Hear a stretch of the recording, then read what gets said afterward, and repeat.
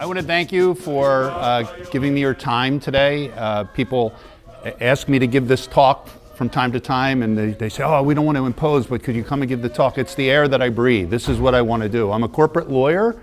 That's what I've been trained to do, but this is our passion. I'm a Catholic. I'm a sinner. I'm not a saint. I am married to this beautiful woman here who's my high school sweetheart. She comes back into the story in a little bit that I'm about to tell. I have 3 children. I have 9 grandchildren, and they all live very close to me. One bought the house next door, one lives with me, and the other one lives around the corner, and she lived with us for 5 years. So we're a very tight-knit family. All of them have been to Africa. I've been there 14 times. And as God would have it, this morning, I had a discussion regarding tithing with my daughter who lives with me and her husband. And as God would have it, right? Because this is about giving well. And so my daughter was questioning tithing, and she says, oh, Dad, I'm not ready to tithe. Tithing being giving a tenth of whatever you have, tenth of whatever you earn to God. And she said, I'm not ready to tithe. And I said, well, you're also not ready to run the Boston Marathon. And she looked at me and I said, you don't just say, hey, I'm going to start running the Boston Marathon, and you go out and do it. You have to work out. You have to train to do that. And I said, the charity is the same way. You need to exercise that charitable muscle. Start out small. Start out throwing $10 into the collection basket. But eventually, you'll build up that muscle, and you will be tithing before you know it, and it'll just come naturally. So it's not something that you necessarily set out to do at the highest level, like going to Uganda, although you're all welcome to go to Uganda with us. So anyway, I'm going to tell you where we've been, how we got here, where we are, and then where we're going. We've been doing this Uganda missionary work for 16 years, and Uganda is in this section of Africa, so it's equatorial East Africa. We're right on the equator. And then in Uganda, we're kind of right in central Uganda, right here. Entebbe is down here, Kampala is down here, and then we drive, once we fly into Entebbe, we go on a bus up there. Uganda is surrounded by turmoil, and it's called the Pearl of Africa, but there's a peacefulness about it. Up here you have Darfur. We all have heard of Darfur and what happened up there. Kenya, every time they have an election, erupts into violence. Democratic Republic of Congo is constantly in turmoil. Rwanda had a genocide. So you get the picture of what, it's a sea of tranquility almost in a very tumultuous area of Africa. So our story involves genocide, child sacrifice, witch doctors, all of which we would all go, whoa, that's crazy in the United States. This is Fox News just a couple of years ago talking about the witch doctors in Uganda telling the people to sacrifice their children to end a drought. That's the evil that they deal with there. And this is the headline in the USA Today, children's body parts to be sacrificed for witchcraft. Like, this is their day-to-day existence. I know Dan was talking about Faustina and what she's facing, but take that, eating once a day, and then superimpose that on top of it. So, this is the priest that invited us 16 years ago to come to Uganda. His name is Father Joseph. And my wife and I had been doing high school youth ministry for about 10 years. And every year, we would go away with our 60 kids from our high school youth ministry to Camden or Appalachia. And we enjoyed it, but it wasn't challenging enough. And we started to pray that God would lead us to a richer missions field. And our pastor at the time had this missionary priest from Uganda visiting him, and he told this priest our story. So we would go away for the week, and we would come back to the Saturday night mass, 5 o'clock, with all of our kids all dressed in their matching t-shirts and all fired up from the retreat that they were just on for the week. And in walks this priest saying the mass. Well, of course, I'm beside myself with disappointment because this priest doesn't know my kids. Where's my pastor? He knows their story. He's going to engage them. And this guy can barely understand. So my wife tells me, just calm down, you know, and God's got a greater plan than yours anyway. So the priest walks in, says the mass. He had heard our story from our pastor, and he takes a shot. And at the very end of mass, he blesses the congregation. We were sitting right there, all 60 of us. And he blesses the congregation, and he goes, "You must come to Uganda." And my wife, who's sitting right here, jumps up out of the pew and goes, "We're coming!" As all Catholic women do at mass, right? And that began a process that began, and my wife would tell you, she thought we were going to go for a vacation. We were going to go visit Uganda. You know, we'll go on a safari and it'll be great. Well, that was 16 years ago, and dozens of trips, millions of dollars, and lives changed on their side, lives changed on our side. So the next morning, we go to Ben and Irv's in Huntingdon Valley with this priest that I don't even know, and I walk in as the big American. And I go, "So, Father, what are we going to build for you?" And he takes my hand, literally takes my hand, and he says, "Oh, you Americans." I'm going to do a little Ugandan accent. I won't do it fully because you won't understand what I'm saying. He says, "Oh, you Americans, you like to build things, feel so good about yourselves, but then you never return. You will build relationships. Because if you love my people, you will always return." And at the time, I thought, you're out of your mind, because I'm not getting any of these guys here to go build relationships with me. We got to swing a hammer. We got to lay a brick. But the wisdom of that, building a relationship, is just unbelievable. It's undeniable. So we have built relationships there that have led to Dan developing relationships, and everybody knows Dan's story. So it's a beautiful thing that comes out of building relationships.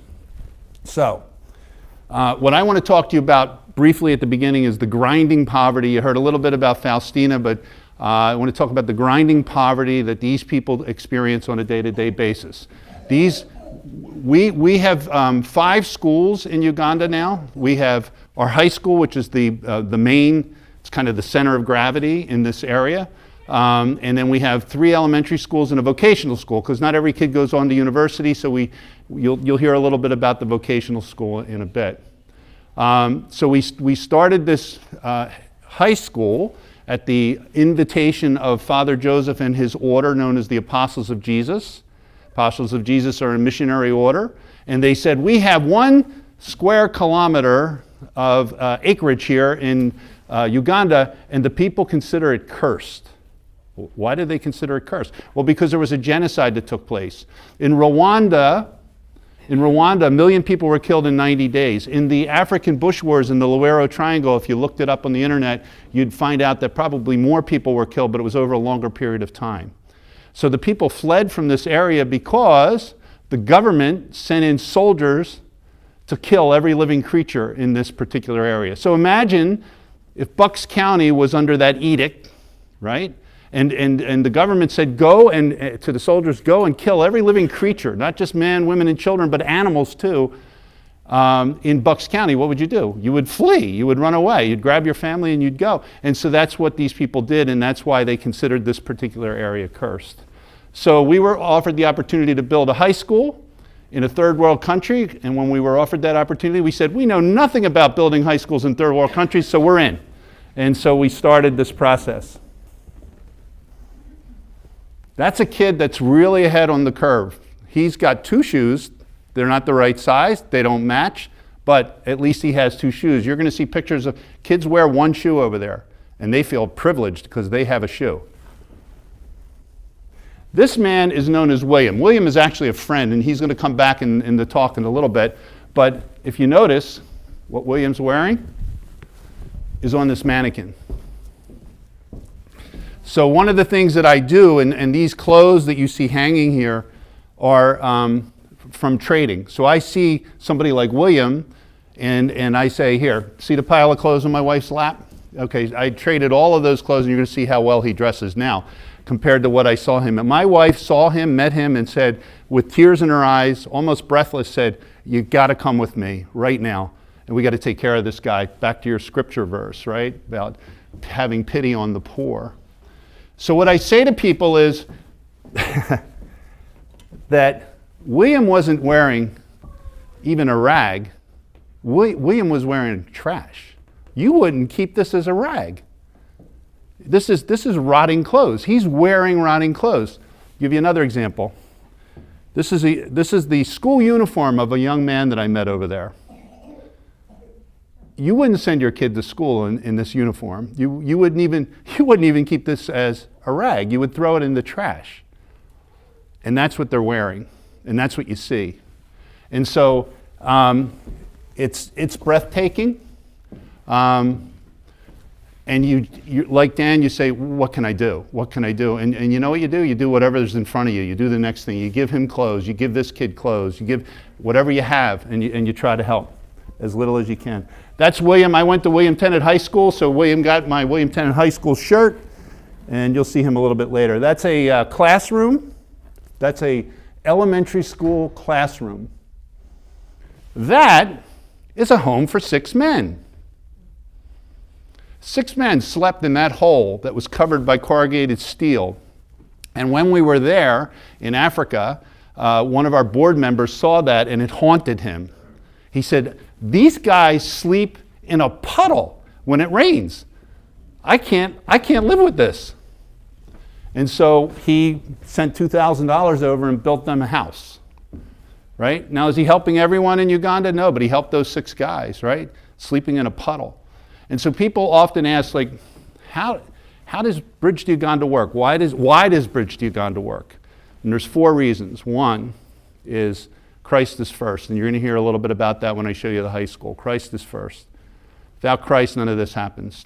Second, we have a man on the ground who thinks like an American, Father Joseph. We'll talk a little bit more about that. Number 3, all of our board members have been to Uganda multiple times, most of them. And that's a requirement to be on our board, because you have to fall in love with the people. And then the last thing is, if you see something when you're there, go for it.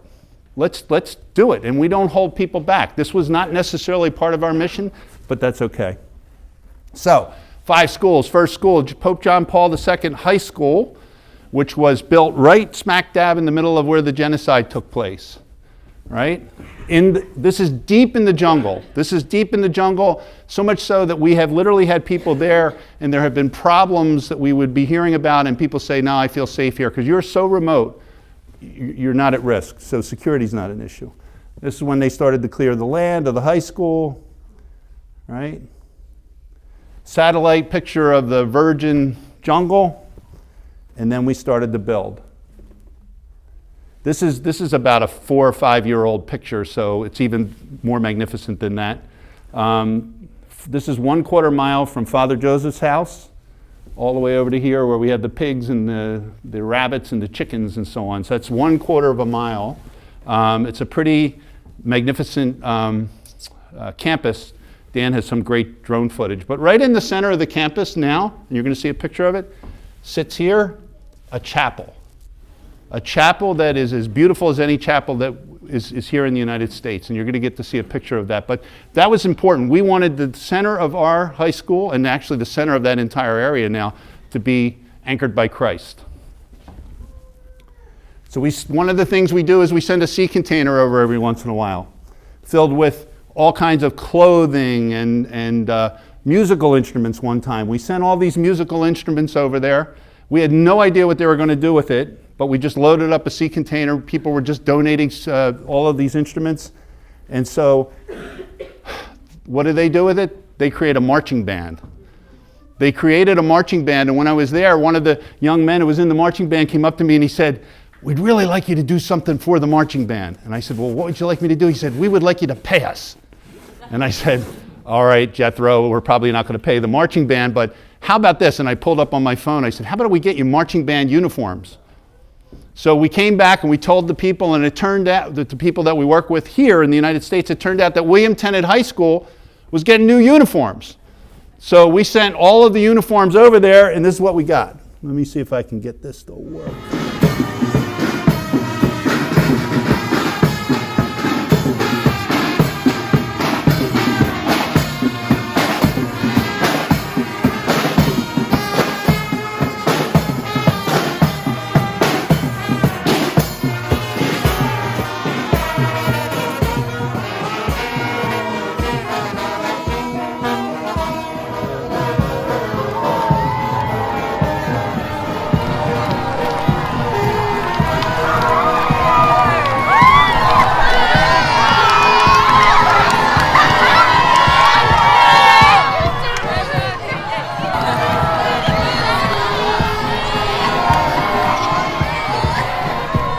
So that's how we were led into the high school. This is the gate. The gate opens.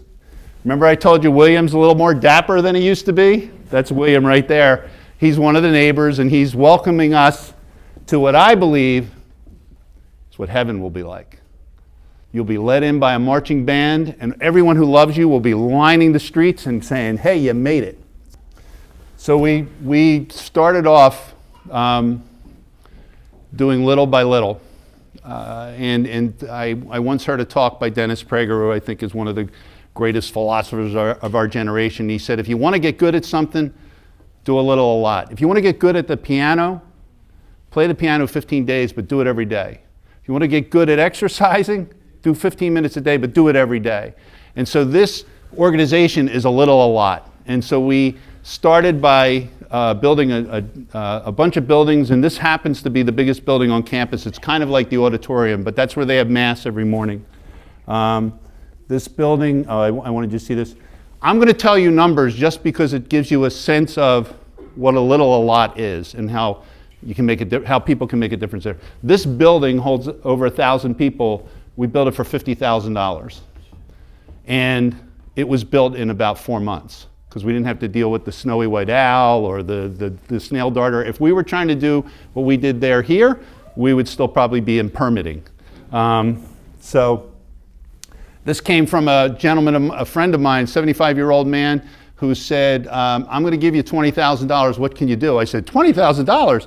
I can put in a water tower. They can have flushing toilets. We can have a whole drainage system. They can have running water. They can, and so they do now. And he said, well, I'm going to give it to you, but there's one stipulation. I said, what's that? He says, I want to go see it. So the 75-year-old guy got on a plane. He went with me to see it, and that's the outcome of that. So this is a second water tower because we've grown so big. We have in our high school 725 students now. We have a staff of like 150 people. And so we needed a second water tower. We have provided them protein, food. Okay, so it's a classroom, typical classroom in the high school. We built them a little basketball court. So here you go. So now you have these African students on the land where a genocide took place doing chemistry experiments, dreaming of going to the university. The person who donated all of that equipment, when he walked into that, just broke down in tears because he couldn't believe, that this was taking place. We have in that auditorium, one end they have mass, on the other end we sent over in one of our sea containers an 80-inch flat screen TV so they can watch the World Cup, they can watch movies, and they actually use it for teaching too. This is the library. That's our nurse. She's actually a graduate of our high school. You'll see that it's well stocked. It wasn't always that way. There was a time when we went there one time and there was like one bottle of aspirin on the shelves. And a member of our team saw that and said, this can't happen. And so he tithes for pharmaceuticals for the entire school. So that's why it's well stocked. That's the boys' dorm. The girls' dorm's much neater. That's a computer lab. And again, by just telling stories, a friend of mine knew our story. He called me up. He said, I just met somebody who funds computer labs in Africa. And so I connected with the guy. The guy wrote me a very large check, and we created a computer lab, which they needed. We already had one, but it wasn't as spectacular as that. We must have 50 computers in there. That's the student body. We have a generator because you're in the third world. You lose electricity. So one of our donors paid for a generator there. So we were there the last time. We were out of electricity for about 24 hours, but the generator kept us going. That is a picture of the high school. Okay, you remember you saw the virgin jungle or whatever? This looks like a resort. So you can imagine, based on what you heard about Faustina earlier from Dan, what I showed you with this grinding poverty, these kids don't want to go home. They call it heaven. Our school is heaven. So you can imagine. But this is what a lot gets you. That's 16 years of just doing a little, just doing a little bit more, doing a little bit more, and eventually you get that. And that is the chapel. That's the inside of the chapel. It's magnificent, and it's used all the time. Kids are always going in there and praying. Another view. That's the girls' dormitory complex. And I'm gonna end with my girls. I'll tell you a little story right now. This is a soccer field back here. I don't know if you see the goal, but back there is a whole soccer field. We just put in a sprinting track for them for exercise. We just built a new basketball court for them. 2/3 of the girls, 2/3 of the students in our school are girls. And I once read somewhere that if you want to change a culture, educate the girls. Because the girls will educate the kids. And if you want to see what it looks like when you don't educate the girls, go to Afghanistan, because that's what you're going to end up with, right? So we're very proud of the fact that 2/3 of our students are girls at this school. More of the girls' dormitory. That's the wash day, by the way. That's how they wash their clothes, and then they put them out on the grass to dry. And in the equatorial African sun, it dries pretty quickly. This is a new visitor's house. So for all of you who are going to sign up to want to go to Uganda with us, I just want you to know this is where you'll stay. It is the most magnificent building that he has built. That's at night. It has 4 bedrooms, 4 bathrooms, and it's just spectacular. Father Joseph has an eye. Remember I said he thinks like an American, so he's going to make sure that his American friends that come there feel comfortable. We just built this because the kids, 700 kids, when they had to eat, had to stand out in the rain or in the hot sun waiting to be fed. And they did, getting soaked. And so we said, well, let's build a canopy so that they can have some dignity. A lot of this is just to give them dignity. Those paths that you see there, they used to walk around in the mud when it would rain, and then we put these paths in and it just gives them dignity. This gives them dignity. All right, as poor as our kids are, and they're the poorest of the poor, and every year test in Uganda and score in the top 5% of high schools of all of Uganda, which is remarkable. And people say, well, how does that happen? Well, because we have really good teachers. Well, how do you get really good teachers? Because remember, they're teaching this grinding poverty, these kids that are coming out of this. And well, it's because we pay them. And you would say, what do you mean you pay them? Doesn't everybody get paid? No. In Uganda, you could go an entire year and not be paid. So our teachers get paid every week. So if you're over there and you're a teacher in Uganda, where do you want to work? You want to work at our school because you're getting paid every week, and you get a house and you get food, and they're just great teachers. So our kids do really well. But one of the things they're taught is, as poor as you are, there's people who are poor.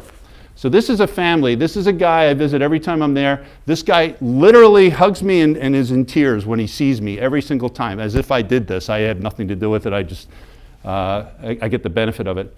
Him and his family of 7 lived in this house. This is one edge of the house. That's the other edge of the house. And it was 4 feet deep. 7 people living in that poverty. But our kids raised the money, as poor as they are, to build them a new house. They also, that's our boys digging the foundation for that. Because as poor as you are, there are people out there that are poor, and you need to help them. And so they do. All right, this is the next school. So remember I said to you, our board members would go over there and they would see things and they'd say, I can't live with this, I gotta fix this. This is St. Andrews, which your parish, St. Andrews Parish has helped a lot. But this is one of the best elementary schools in that particular region. This is a classroom. When I first pulled up to that, my friend said to me, hey, is that a stable where they keep the goats? I said, no, this is a classroom. Look, there's the kids inside the classroom. So we went from that, and that was the other block, to that, for about $45,000. We transformed that particular school. We did one other thing. We put shoes on these kids because they're all barefoot. 2.5 years later, we came back. Every kid in that school had shoes on. Well, that's weird because they outgrow the shoes get lost, the kids move on. They just shouldn't all be wearing shoes. But something happened in that community. It was Dan who said, is it possible that by doing this and putting shoes on their kids, you raise their dignity to the point where they say, my kid's always gonna have shoes. It costs $1 for a pair of shoes. But as poor as they are, they're gonna make sure their kids have shoes. And the smiles on their faces are just undeniable. So, St. Joseph's Vocational School. Remember I said not every kid goes to university. So we have vocational school that we built. That's the masonry class. That's the carpentry class. So you see how they had this crude lean-to, essentially. That's where they had their carpentry class, where we paid for pavilions so that they can do masonry and carpentry, not with that primitive type of shelter. So you heard about St. Andrews. We said, okay, if we can do that with a 200-person school, let's do it with a 700-person school. So we found St. Charles Awongo, which was not far away. This is 700 kids. See the kid with one shoe? He's so proud he's got one shoe. And we're transforming this school just like we did with St. Andrews. And we're going to put shoes on all these kids. We're going to see what happens there, see if this really works. So this is in process right now. That's the chapel that we built there. And friends and clients of mine, John and Lisa Waller, funded this whole thing. Marangoni's the third primary school. And that's the boys' dormitory now. That's the boys' dormitory that's being worked on right now. It may actually be done by now. So we're going to move the boys from there to there. That gives them dignity. Some more pictures of Marangoni. This was our first graduating class that went on to university. So almost, I don't know that everyone, it would be an overstatement if I said they all had jobs, but most of them have jobs. We help to fund. We don't pay for all of their university education, but we help to fund some of it, depending on their need. To go to the best university in Uganda, which is called Makerere University, best university in East Africa, tuition, room, and board, $1,500 a year. So it's nothing. And so we help to support them. But back to our school, so the high school. Tuition, room, and board, and uniforms and books, $150 a year. So, remember I said about educating the girls? People say to me, what do you do? What are you actually doing over there? They said, well, we're building buildings, we're building relationships, and we're helping kids like this. This girl, again, one shoe, she's ahead of the curve. My question, so what we do is I say, we take this girl, it's not the same girl, so don't say, oh, it's not the same girl, you'll get the point. We take that girl, we put her in our school, that's the girl, our student at home, that's her mother. We take that girl, put her in our school, and she becomes that girl. She's a university graduate, studied oil and gas production at Makerere University, and is now employed. And we had the beauty of coming through our system. She didn't graduate from our school, but we sponsored her education of that girl. She's a medical doctor. So Her name is Lucia. So my question to people is always, who's going to help that girl? She needs help. So, got to do a lot. And don't worry about, it's not the most magnificent thing or the most, the most grandiose thing or whatever. It's like Dan was talking about with the hammers. You just got to do a little bit, and move the needle a little bit, and you can make a big difference.